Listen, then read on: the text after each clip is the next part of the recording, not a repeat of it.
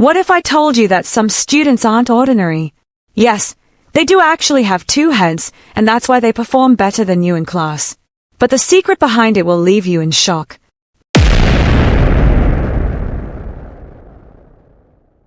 Once upon a time at Hilltop College, Abuja, he lived a girl called Danella Thomas.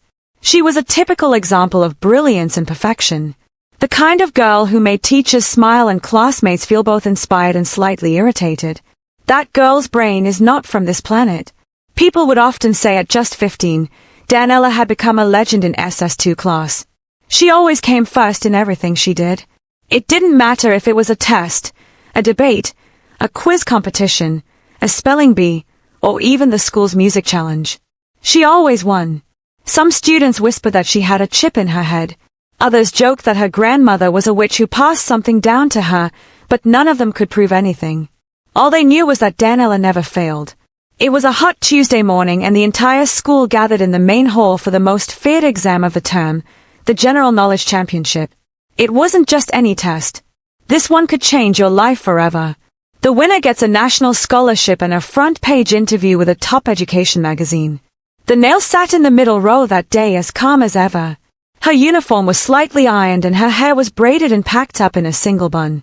The question papers were shared and everywhere went silent. "Begin," the teacher announced. While others were flipping through the first page, Danella's pen was already moving fast. Her eyes scanned the paper like she had seen it before. 10 minutes in, she stood up and walked to the front desk. "Finished?"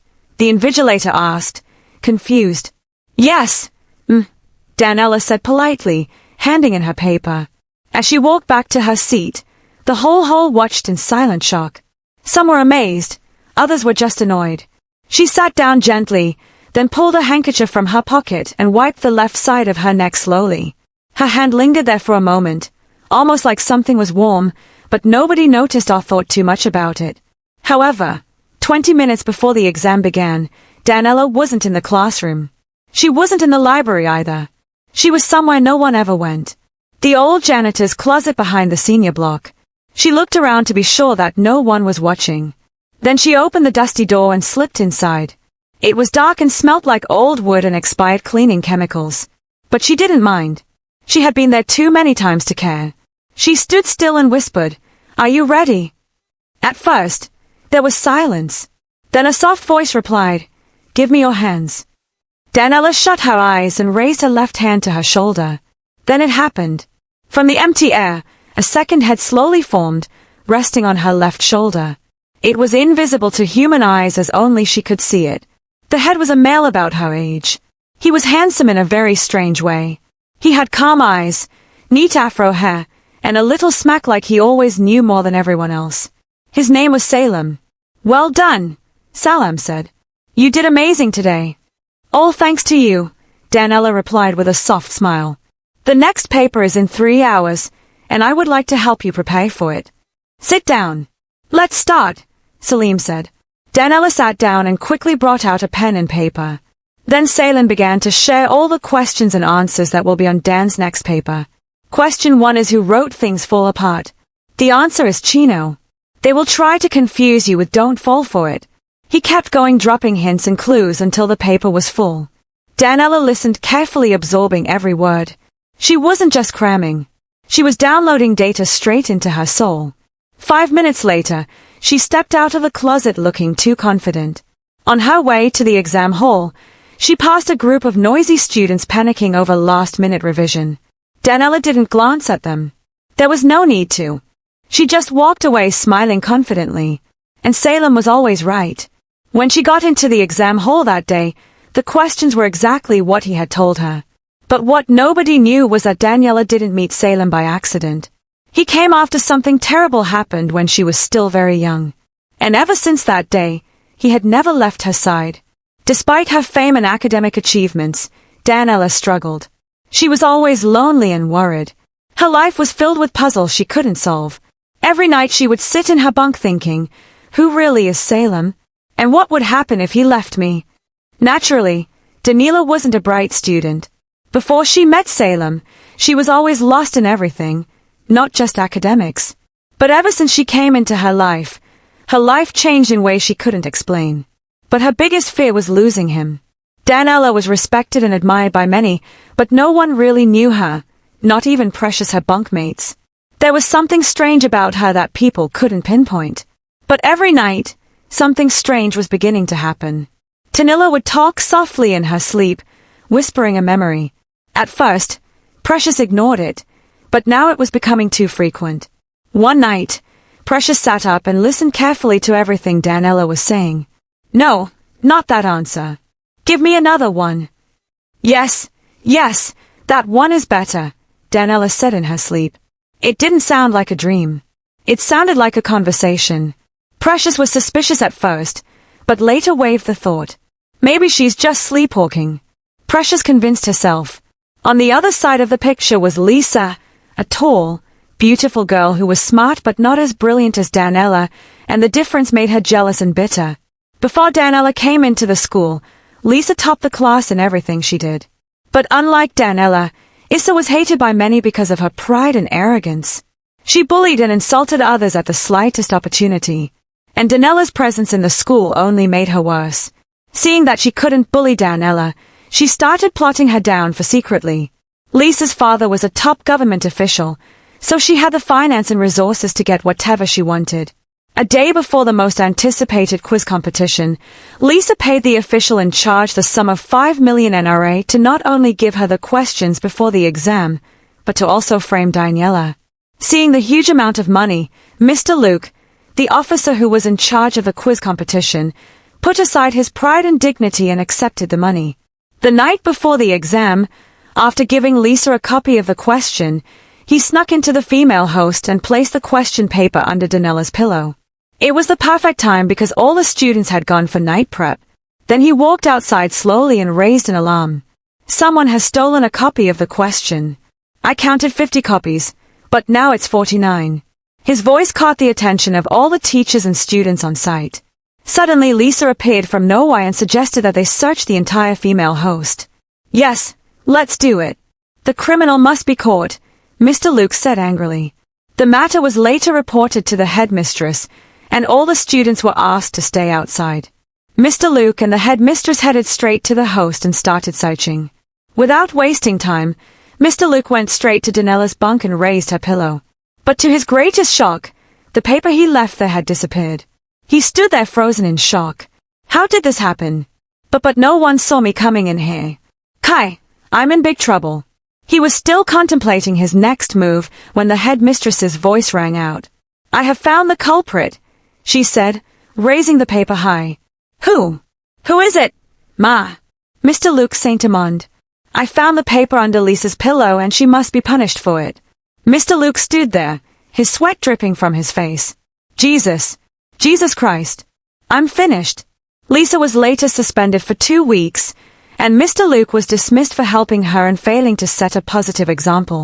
But this was only the beginning. No one knew that Salem had secretly removed the paper and placed it under Lisa's pillow. Danella continued to rise, winning several competitions and scholarships until things started falling apart. Danella always thought she understood some.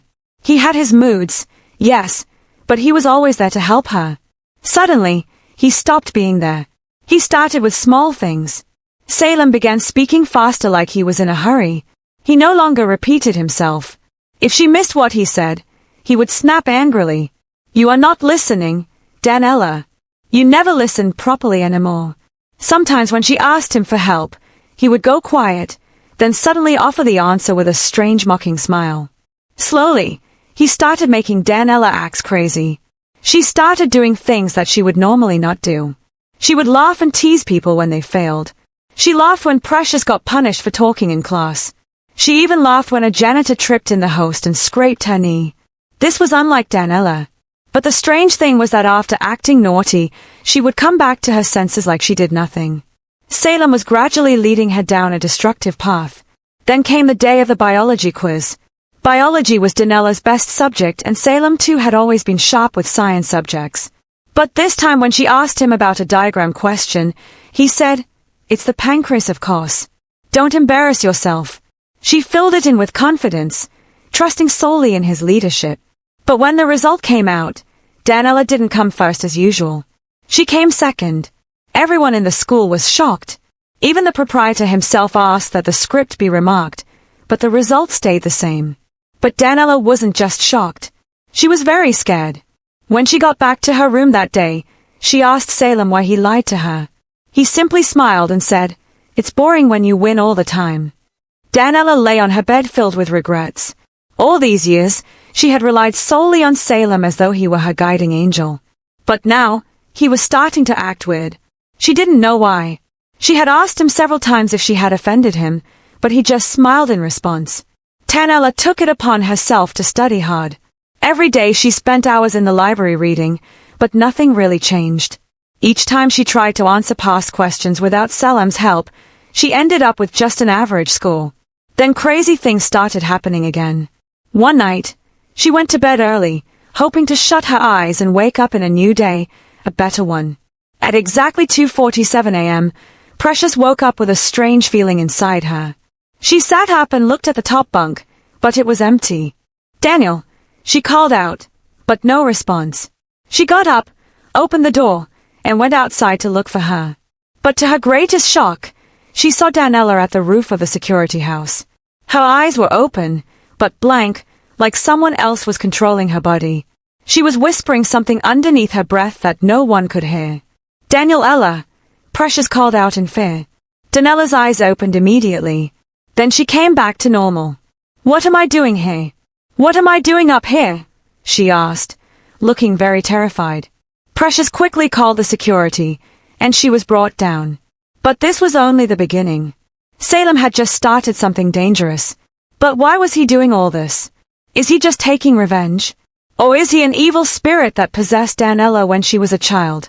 Things continued to get worse for Danella. She no longer concentrated in class and Salem was making things worse. He gave her wrong answers whenever she asked for help. One time he convinced her to steal from her fellow student and she was severely punished for it. The once respected Danella was gradually turning into a laughingstock. One day Danella dressed up in one of her most beautiful gowns. It was given to her as a birthday gift by her mother. She applied makeup and sprayed her most expensive perfume. Then she tiptoed outside. But where was Danella going by that time of the night? Danella waited until the gatesman was asleep. Then she jumped the fence and headed to a nearby nightclub. She danced, rocked several guys and drank to stop. She didn't realize what was going on until it was 5 a.m. in the morning. Danella was awakened by the bar cleaner that morning. "Are you not going home?" the cleaner asked. "Jesus, where am I? Where am I? What am I doing here? How did I get here?" she asked.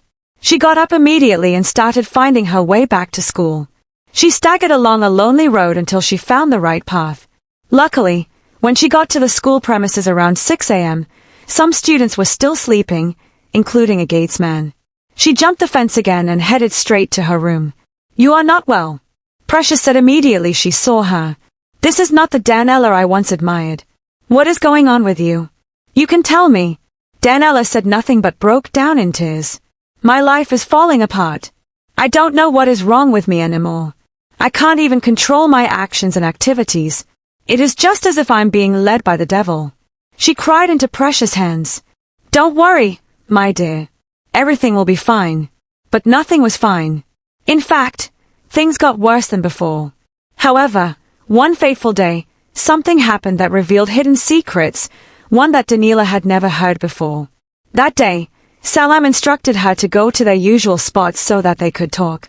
But when she got there, she saw Salem standing with only his boxers on.